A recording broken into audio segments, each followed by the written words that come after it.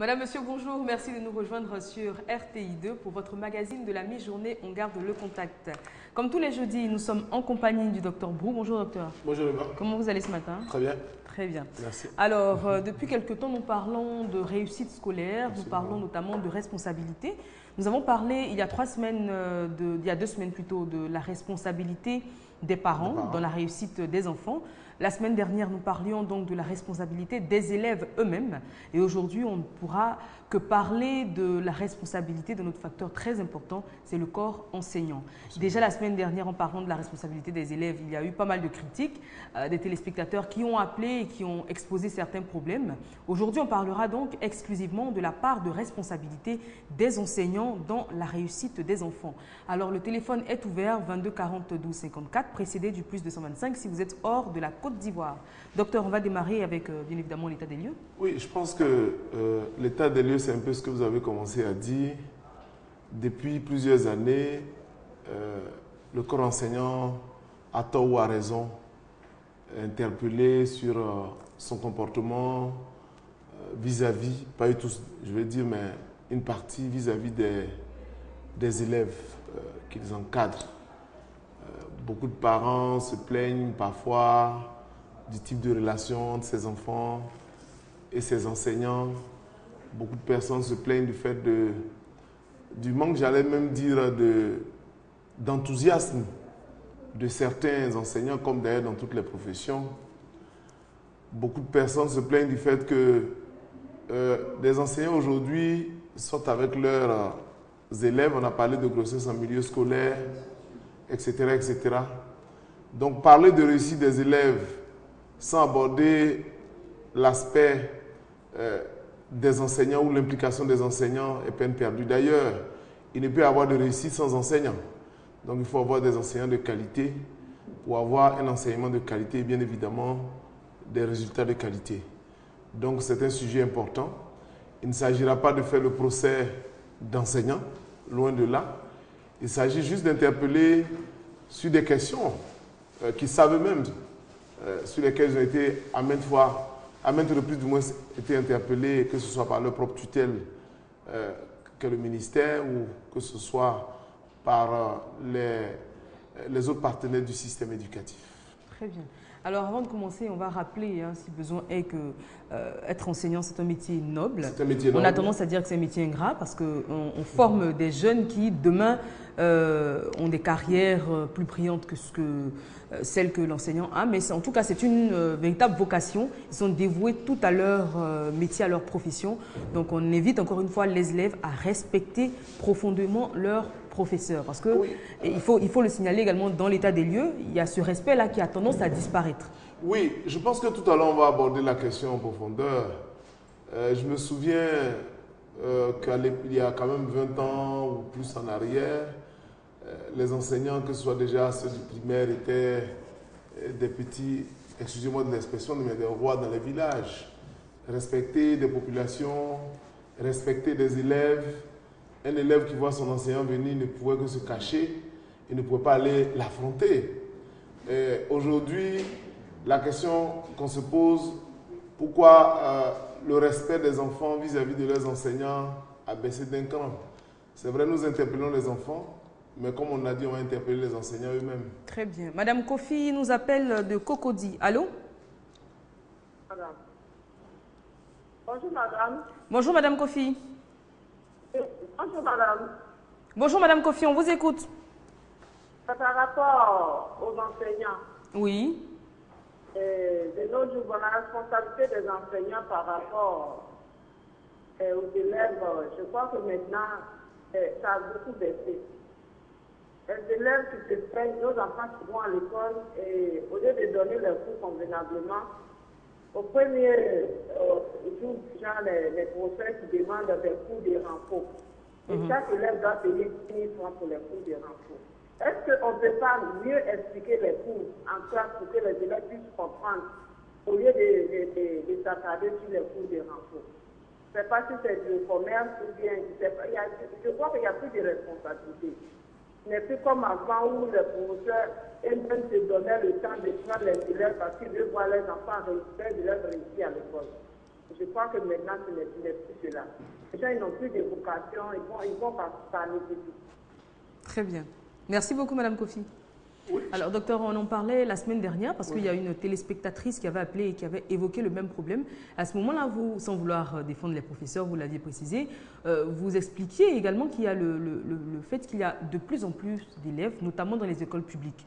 Donc, le professeur n'a plus le temps de se consacrer à chaque élève, comme c'était le cas par le passé. Oui, je pense que c'est un sujet sur lequel il faut faire attention. Cours de renfort, pour moi, ce n'est pas vraiment un problème dans sa conception. Parce que tous les enfants, quand ils sont 60-70 en classe, tout le monde n'a pas la même capacité de comprendre en même temps. Donc pour certains, si on vient faire des cours de renforcement ou de répétiteurs, je pense que ce n'est pas mauvais en soi. Mais ce que j'ai décrit moi aussi, c'est souvent que ceux qui n'ont pas les moyens de payer ces cours-là parfois sont défavorisés. Parce qu'on apprend souvent que quelquefois les cours qui sont faits au cours de renfort sont donnés au cours de devoir. Et je trouve que c'est intellectuellement pas juste. Ce n'est pas juste de donner un devoir qu'on a fait traiter à des enfants, que ce soit au primaire ou au secondaire, et puis aller donner ça à un devoir pour pénaliser ceux qui ne viennent pas. Je trouve que c'est pas juste. Je me pose souvent la question de savoir, pendant longtemps, dans le système éducatif, il n'y avait pas ce genre de cours de renfort, de répétiteurs.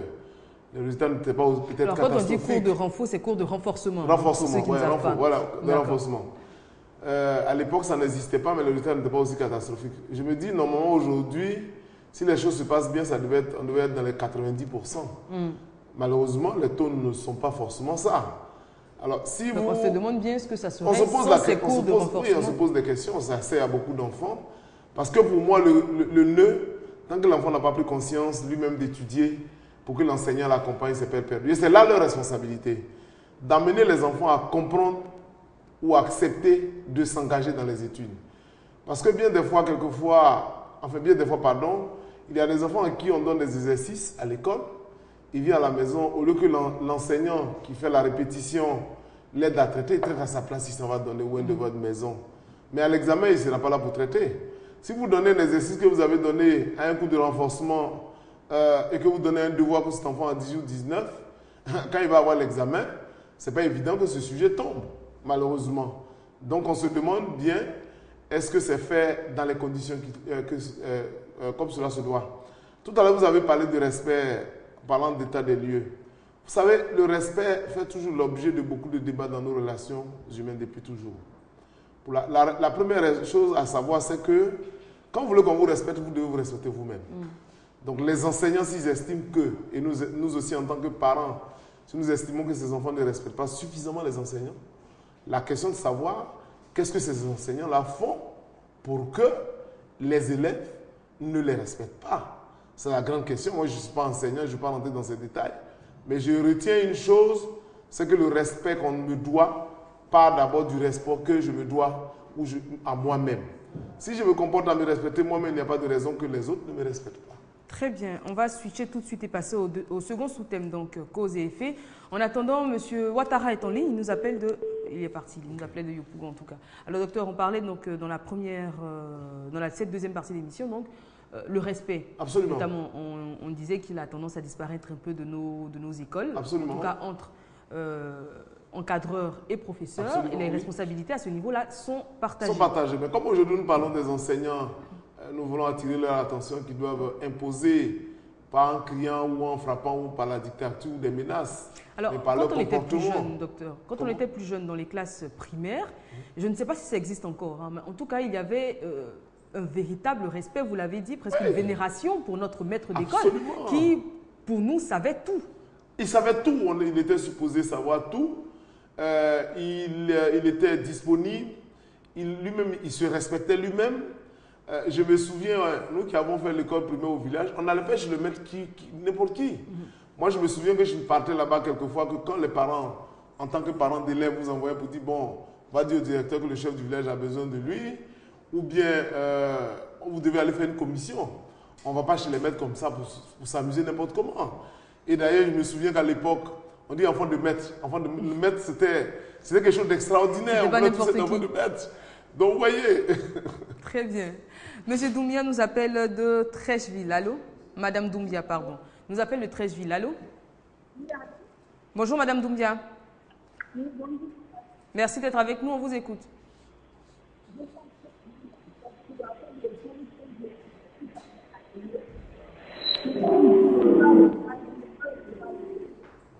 D'accord. Alors, docteur. Oui, donc ce sont des personnes qui imposaient un certain respect. Mais je voudrais aussi me souvenir qu'à l'époque, les enseignants n'étaient peut-être pas trop jeunes que ça. Aujourd'hui, à 20 ans, 19 ans, peut-être. C'est vrai que ça existait avant, mais c'était un peu rare. Vous savez, les gens qui partaient à l'école avant, déjà. Les gens partaient à l'école tard. Ils partaient en école. En retard, c'était relatif. Je dis tard, pas en retard. Tard, ok, tard, oui, mais c'était relatif. C'était relatif.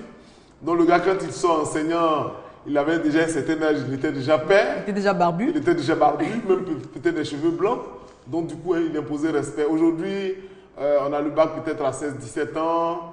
On a envie de devenir enseignant, instituteur, donc très jeune. Et comme je le disais une fois à une formation avec des amis enseignants, j'ai dit beaucoup de mes amis enseignants, vous n'avez même pas encore fini de régler vos problèmes d'adolescence. Donc, il est difficile quand on vous donne des élèves de les accompagner dans leur adolescence. Donc, vous comprenez que tous ces éléments-là font que aujourd'hui, ces choses ont disparu.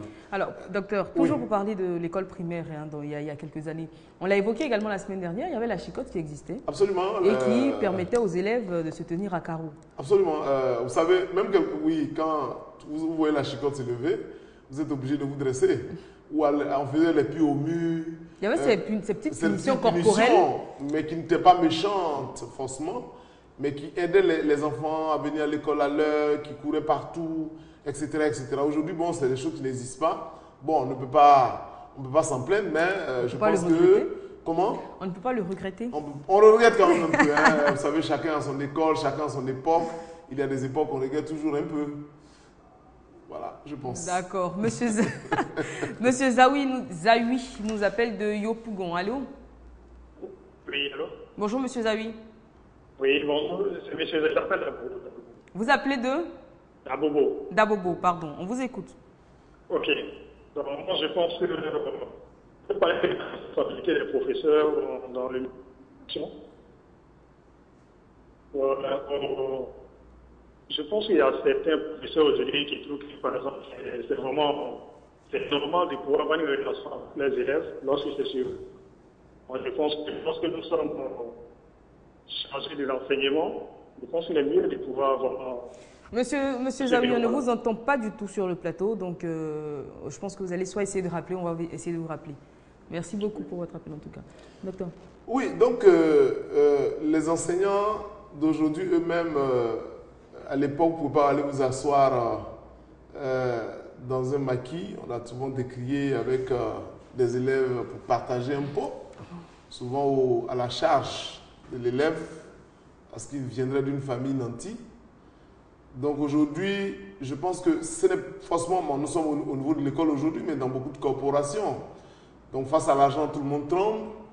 Donc on perd nos équilibres et on perd les valeurs de nos métiers. Donc on parle là de corruption quand même. De corruption, une sorte de corruption qui ne dit pas son nom et qui fait qu'aujourd'hui, des enfants peuvent se permettre, parce qu'ils ont de l'argent à donner, dire des propos parfois les plus insolents vis-à-vis de leurs enseignants. Alors, comment je parle de corruption même, docteur? Je parle de payer pour avoir de bonnes notes. Et cela, bien souvent, suit les élèves jusqu'aux classes d'examen. Et jusqu'à l'examen final, on a eu en période d'examen des faits divers comme ça dans les journaux, au journal télévisé même de 20 h, où certains professeurs, certains encadreurs se trouvent sanctionnés parce qu'ils ont accepté de l'argent contre des notes. Oui, c'est intellectuellement pas bon. Et ça ne rend pas service à l'élève. C'est une cause de responsabilité d'échec scolaire. Vous savez, quelquefois, on se demande pourquoi, en dehors des cas exceptionnels, comment quelqu'un peut avoir 18 de moyenne dans une matière et puis à l'examen, il a 2. On se pose la question. Même si on dit c'est une question de chance, c'est une question de grâce. Qu'il ait 10, 11, bon, on peut comprendre. Mais qu'il ait de début de l'année jusqu'à la fin des 17, 18, 17, 18, et puis se retrouve avec lui à l'examen, alors que c'est le même type de devoir qu'on donne, il y a matière quand même à réflexion. Il y a matière à réfléchir pour se demander si réellement il y a le mérite dans la note. Et aujourd'hui, effectivement, l'autre problème, il y a la vocation. Vous savez, c'est un aspect sur lequel on n'intervient pas beaucoup dans nos métiers, qu'on soit médecin, qu'on soit animateur ou quoi. Il faut avoir de la vocation. Donc quand on n'a pas la vocation, et qu'on y va parce qu'on cherche du boulot, bien sûr, on ne va pas s'y donner. Parce que il y a la patience qui va entrer en ligne de compte, parce que c'est de la pédagogie avant tout, l'enseignement. Donc, si le professeur ou l'enseignant n'est pas patient envers ses élèves, forcément, ça va poser un problème. C'est ça. Donc, il faut cet engagement-là. Dans tout métier, particulièrement le métier de l'enseignement qui est difficile, avec ces nombres élevés d'enfants, si vous n'avez pas la vocation, je suis convaincu que vous allez décrocher très rapidement. Très bien. Monsieur Thomas nous appelle de Guiglo. Allô? Oui, allô? Bonjour, monsieur Thomas. Oui, bonjour, madame. Merci d'être avec nous. Oui, bonjour, madame. Oui, monsieur Thomas, on vous entend, on vous écoute. Oui. Ouais. Bon, j'aimerais intervenir par rapport aux enseignants qui entretiennent des relations, genre, bon. D'accord. Oui, donc c'est malsain, c'est pas intéressant. Et encore une fois, comme on le disait, c'est pas rendre service à l'élève. Parce que si à l'examen du BEPC, par exemple, l'élève s'en sort avec une bonne note parce qu'il a donné quelques billets au professeur, en classe de seconde, il y aura énormément de lacunes. Non, je pense qu'avec les mesures actuellement, depuis quand même plusieurs années que l'État et le gouvernement prennent, les choses font que ça se resserre et on voit ça plus ou moins dans les résultats. Ça se resserre, mais je pense qu'il y a quelques personnes qui bien sûr, il y a passer entre les mailles du filet quand même. Galeuses en toutes choses, mais celui qui se fait attraper, je pense que bon, ceux qui ont la responsabilité de prendre leurs responsabilités les prendront. Mais je veux dire que cela peut se ressentir même quand l'enfant va travailler. Parce que vous fabriquez un tel cadre que vous donnez à un pays, c'est difficile. S'il devient enseignant même, c'est encore grave. Parce qu'il est passé par la facilité, donc il va enseigner la facilité. Qu'il suffit simplement. Aujourd'hui, vous savez, il y a beaucoup de jeunes gens qui pensent qu'avec l'argent, on peut tout faire. Avec l'argent, on peut avoir beaucoup de notes. Avec l'argent, on peut avoir les examens, on peut avoir un concours, etc. Mais malheureusement, on le fait et puis, quand ça arrive et qu'on est sur le terrain, on n'est même pas efficace. L'inefficacité sur le terrain, c'est ça aussi. C'est comment nous sommes arrivés. Quel a été notre parcours? Quand le parcours lui-même est entaché comment on appelle, de cette façon de faire, il est évident qu'on ne peut pas être efficace sur le terrain. Très bien. Monsieur Kwadio est en ligne. Il nous appelle de Yamoussoukro. Allô? Oui, allô? Bonjour, monsieur Kwadio. Bonjour. On vous écoute. Bon, là, j'intervenais pour vraiment attirer l'attention de tous sur ce débat qui est très important. Parce que parler de l'école, de la responsabilité des encadreurs, c'est parler véritablement de l'environnement socio-politique de la Côte d'Ivoire.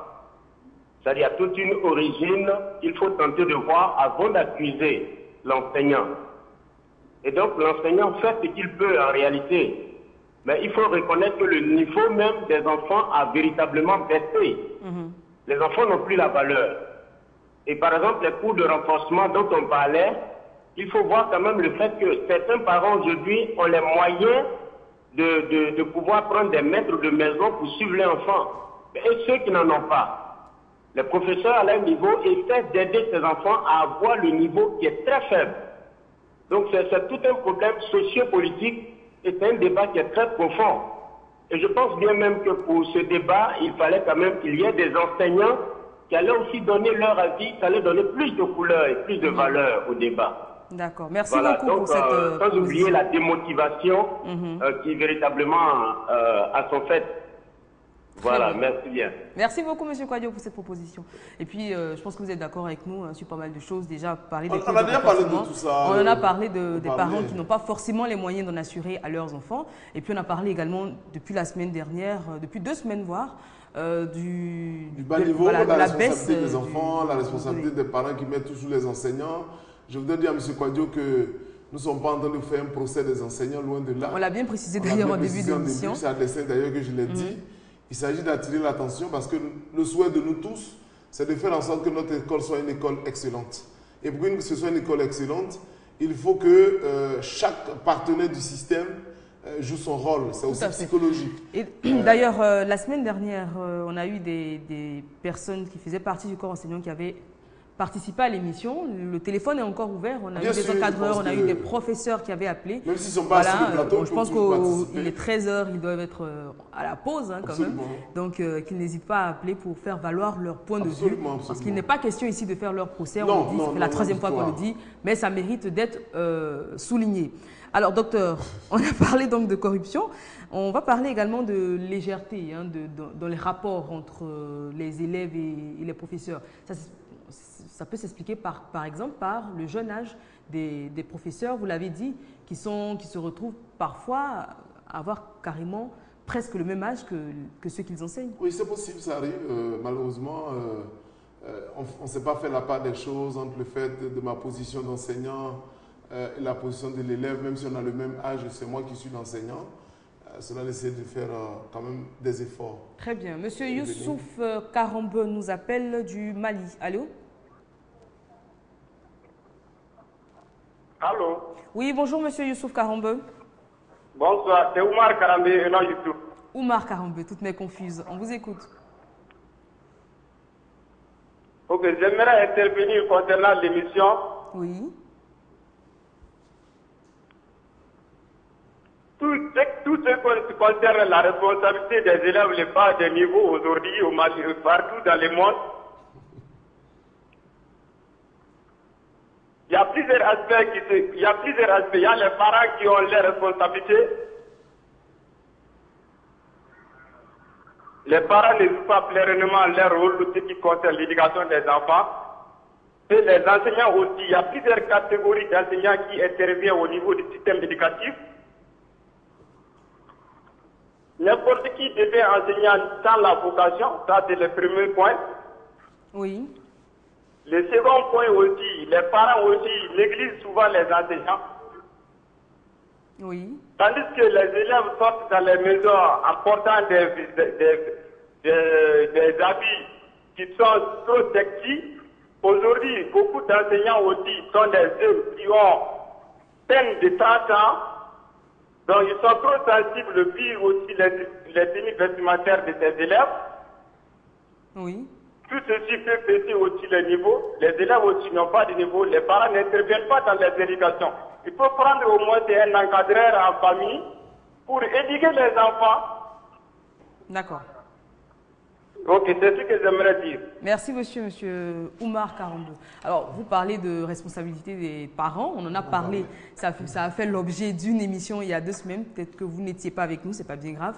Mais en tout cas, on en a parlé. Et la semaine dernière, on a parlé de la responsabilité des élèves eux-mêmes. Donc, évidemment, on ne pouvait que parler de la responsabilité des enseignants. Donc, on revient sur le problème de la légèreté, sur lequel je voulais quand même dire un petit mot. Quand on est tous des hommes, vous êtes enseignant et que vous avez des rapports suspects, j'allais dire, avec une jeune fille de votre classe, vous êtes fragilisé. Ça fait partie de la nature humaine. Donc, un enseignant qui surtout se quand permet, ça se sait. Même quand ça ne se sait. Vous savez, le problème, c'est que la mentalité des jeunes filles ivoiriennes est noire. Non, je veux dire, quand ça ne se sait pas, docteur, il n'y a que la jeune fille. Mais je vais le dire. En général, ça se sait toujours. Vous manquez de crédibilité, mais quand ça se sait de toute la ça classe. Ça se sait parce que chez nous ici, quand un homme soit une fille, elle veut que tout le monde sache. Donc si elle sort avec son professeur, il faut que dans la classe, c'est quand même sache qu'elle sort avec le professeur. Et le comportement commence à changer. On l'invite à venir au tableau pour répondre à faire un exercice, elle est capable de dire non. Et dès que le professeur ne peut pas réagir, on commence à douter, savoir s'il n'y a pas quelque chose qui s'est passé. Donc vous voyez un peu, ça détériore vous-même votre autorité.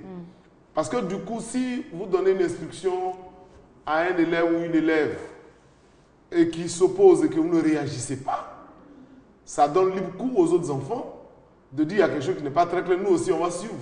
Nous aussi, on va faire ce qu'il faut. On va faire ce qu'on va faire. Et ça crée le désordre. Alors, docteur, il y a quelques années, il y avait une large campagne de sensibilisation. Absolument. À ce niveau-là, on parlait de notes sexuellement transmissibles à l'époque pour décourager les professeurs qui s'adonnaient à ce genre de pratiques. On a parlé de l'état des lieux en début d'émission. Est-ce que ça a vraiment baissé? Bon, je n'ai pas de statistiques. Je n'ai pas de statistiques pour m'assembler. On entend moins parler, mais est-ce que pour autant, ça n'existe plus? Mais bon, la réalité, ça c'est le ministère qui le sait. Je pense qu'avec les mesures très rigoureuses qui sont prises chaque année au fur et à mesure, peut-être ça existe. Il y a, comme je l'ai dit, toujours, il y a toujours des brebis galeuses, il y a toujours Tout des à gens fait. qui Et tuent. en plus, même, il y a eu pire en Côte d'Ivoire. On se souvient, il y a quelques années, dans une ville côtière de la Côte d'Ivoire qu'on ne citera pas, on avait le cas de ce professeur-là qui s'était adonné à des ébats sexuels avec ses élèves, qu'il avait même filmé. Et après, les photos et les vidéos étaient passées dans le domaine public. Et c'était encore plus grave. C'est plus grave. Donc, quand vous avez ce genre de relation intime avec une élève qui n'est pas susceptible de devenir votre épouse, il est sûr qu'en compensation, c'est peut-être une note ou à la limite de laisser aller. Donc, je leur demande de faire attention parce il arrive même que deux jeunes filles se battent pour le professeur. C'est grave quand on arrive à cela, c'est dramatique. Mais je voulais demander aux enseignants de faire en sorte que ces choses n'existent pas. Parce que ça met leur crédibilité en difficulté, en cause. Ça met leur responsabilité, ça engage leur responsabilité et ça pose des problèmes très désagréables. De sortir avec une fille de sa classe qui ne vous respecte pas. Vous êtes comme... c'est un peu comme à la maison, un homme qui soit avec sa servante, on en a parlé. Du coup, vous avez deux femmes qui ne disent pas son nom et puis vous êtes complètement fragilisé pour ne pas venir vous arrêter parce que la jeune fille sait ce qui s'est passé et comme vous le savez, vous êtes toujours... vous avez toujours cette tendance à vouloir protéger jusqu'à ce qu'un jour, il y a peut-être une vente qui sort qu'on cherche l'auteur, donc on se rend compte que vous êtes coépouses dans la même maison.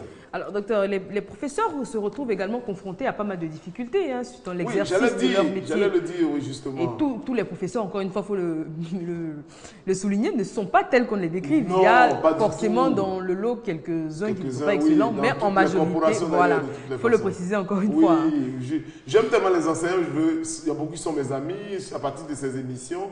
Donc, ils m'ont même encouragé à parler de l'éducation, donc je pense que ce n'est pas mauvais de... Très bien. Madame Seri nous appelle de Yopougon. Allô?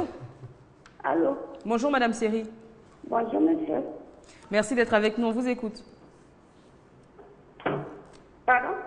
On vous écoute, Madame Seri. On parle de la responsabilité des encadreurs scolaires dans la réussite des élèves. Oui.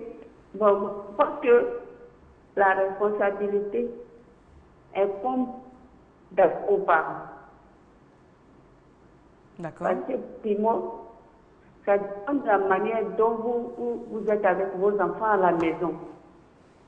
Parce que les enfants doivent être d'abord nos amis. Il faut prendre les enfants comme des amis. Quand vous avez placé une certaine confiance à vos enfants, ils ont peur de briser cette confiance-là.